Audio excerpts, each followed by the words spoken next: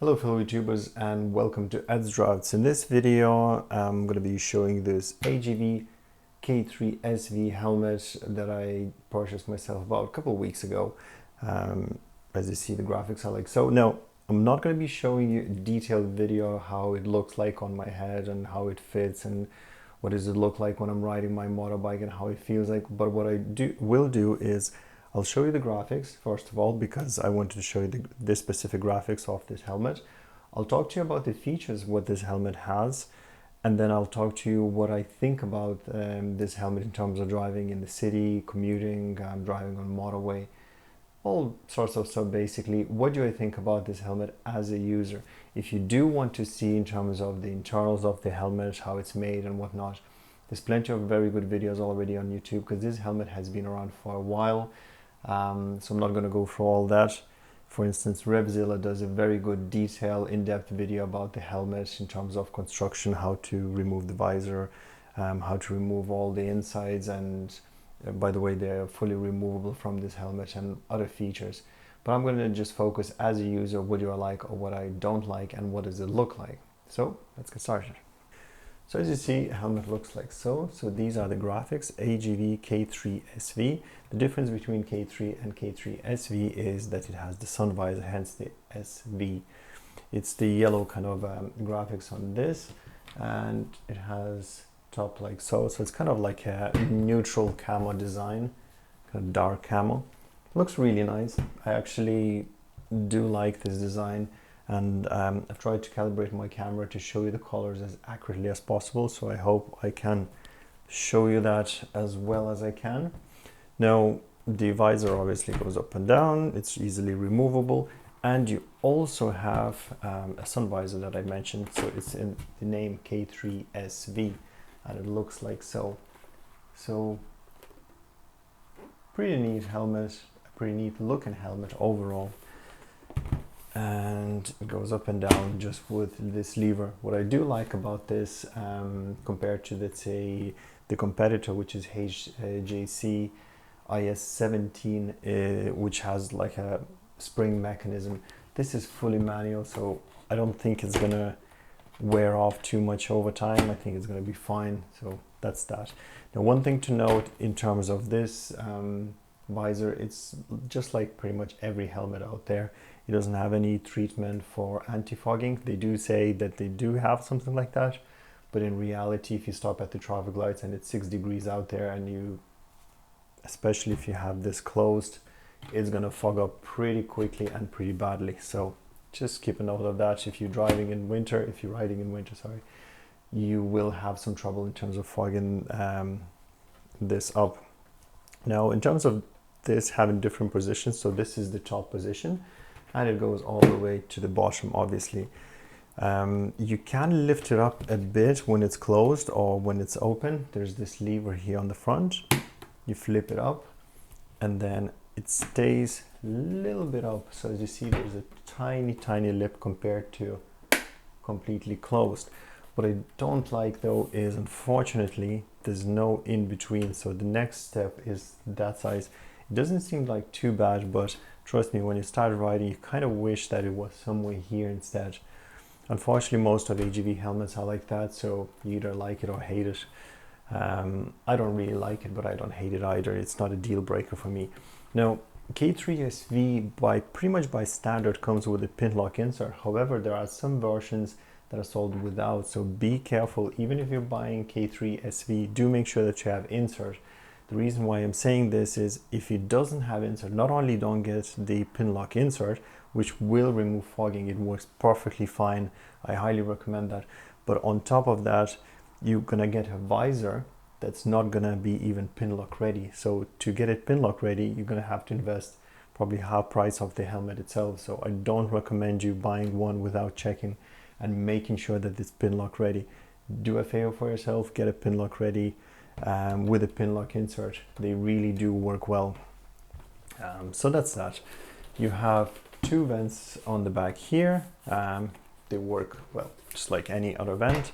You have vent on the front, open, close, very easy, and actually very easy to use with a glove. I don't have any issues. One thing is, that on the bottom you do have this kind of wind collar or whatever you want to call it, and it does kind of get in your way a little bit for using it, but not enough to actually, I don't know, get into your way so you cannot use it at all. It's just there, but I suppose if you don't want it, you can remove it. If you want it, keep it there and just live with it. It's not a big deal. In terms of top vents, you have these two so-called chimney vents here on each side, so kind of like a eyebrow vents, and you have a top middle vent right here. It vents pretty well. I don't have any issues in terms of venting. One thing I have to tell you guys though is it's quite a noisy helmet and it's quite windy inside, so it doesn't matter how you close, open or do whatever with the vents, you will get quite a bit of airflow, and if the weather is pretty cold, you can get pretty cold in this helmet unless you have some sort of a neck cover, like a windbreaker or whatever you call it. So just keep that in mind. And as I said, it's noisy. When I was driving in the rain, it started raining and I could hear individual rain droplets just hitting the helmet, and it's just like having a bucket over your head and somebody just dropping water on it. You really can hear every single rain droplet. So it's not very well sound insulated, and I'm not saying that every other helmet for this price range is better, but just something that I've noticed, and I just wanted to tell you that because I had some nicer helmets before and they haven't had anything like that, not to that level anyway, where it feels like you're literally rocking a bucket over your head. So it just gives this cheap feeling, which it kind of is a cheap helmet, even though you're paying up to 250 euro, if you're lucky about 180 on sales, or 100, maybe 60 if you really look for one.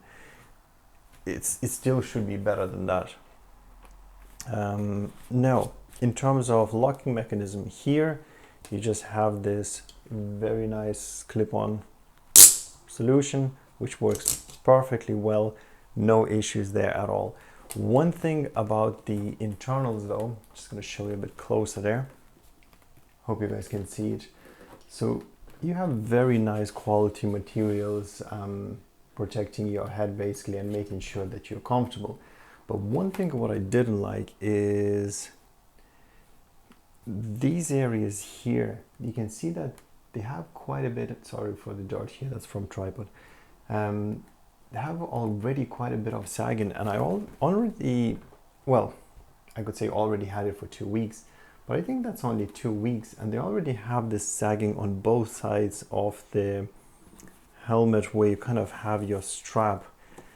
I don't know how to feel about this. I mean, for 200 euro helmet, I would expect a little bit more, a little bit better quality. Can't complain too much. Now, one last thing before I wrap it up. So you have a quick release mechanism on each side, and it's pretty easy to use. Now, I'm trying to show you on the camera, so it's a bit awkward, but there you go. You just pull it down and release it. So if you have a couple visors for this helmet, for instance, you have a race visor or whatever, some sort of a dark visor that you can use or slightly tinted, it's very easy to remove the fully transparent one like that and insert something tinted. So yeah, that's not too bad, AGV. However, having said that, it's not 2010 or 2000 anymore, and a lot of helmets rocking similar solutions. Just to show you there around, I suppose, while I have a nice and close shot of this. It's a really nice helmet, and it has this kind of nice kind of shape, making the front look like a beak a bit. When in terms of fitting, guys, just my recommendation here, when you're getting your fit, make sure it fits you nice and snug, not too tight but not too loose, because what I've noticed with this helmet, because I showed you there the sag and everything, it actually gives quite a bit. So after just 2 weeks, it's gonna feel like a loose helmet if you're gonna pick it up nice and comfortable when you buy it. So make sure, just like any other helmet, when you buy it, it's really tight, because over the course of 2 weeks, it's gonna loosen up quite a bit, and it's gonna be either perfect or too loose. In my case, it's a bit too loose, so just be careful. Now, last thing before I wrap it up, guys, I really want to mention this. When you get the helmet and before you insert the pin lock visor, which really works very well in terms of avoiding fogging off the visor, do clean it up properly. And the best way to clean it, at least what I found, is a few drops of fairy liquid under warm water and just wash it off by hand. No need for any cloth or anything like that. Rinse it off with cold water, make sure there's no suds on it left, nothing like that, and just use, say, cold air on a hairdryer. I don't know, even leaf blower if you have some sort of a tiny one, or even one of these camera blowers, hand blowers. They are like, what are they called, rocket blower or something like that for the lenses. You can use like that to get the water off, because when I was using microfiber cloth, every time I was leaving streaks, even if it's brand new microfiber cloth. If I was using paper towel, it was leaving nice kind of white fluff on it. So the only thing I was able to use is just kind of blow the air onto it and just get all the water off. Just my tip in terms of how to clean it and how to maintain it, by the way, guys, because you will need to do that sooner or later. So yeah, guys, that's my quick, well, relatively quick, I suppose, overview of this helmet. Let me know what you think about it. I personally like it, but I think it could be done better. It's a bit noisy. It's not very comfortable at high speed. So say if you're driving 100 kilometers an hour or faster, and if you want to look over your shoulder and back, you will feel quite a bit of drag on the side of the head. So it's not really the most aerodynamic helmet. And if you're driving in city and you want it to be quiet, it's not the most quiet helmet out there. It's not too bad, but it's not great. And especially for the price of 200 odd euro, could be better. Very nice graphics, nice features, nothing outstanding there in comparison to the competition. But if you like it, I think it's not too bad helmet, and it's a safe helmet to have. So if you have any comments, let me know in the comment section down below. Thanks for watching and have a nice day.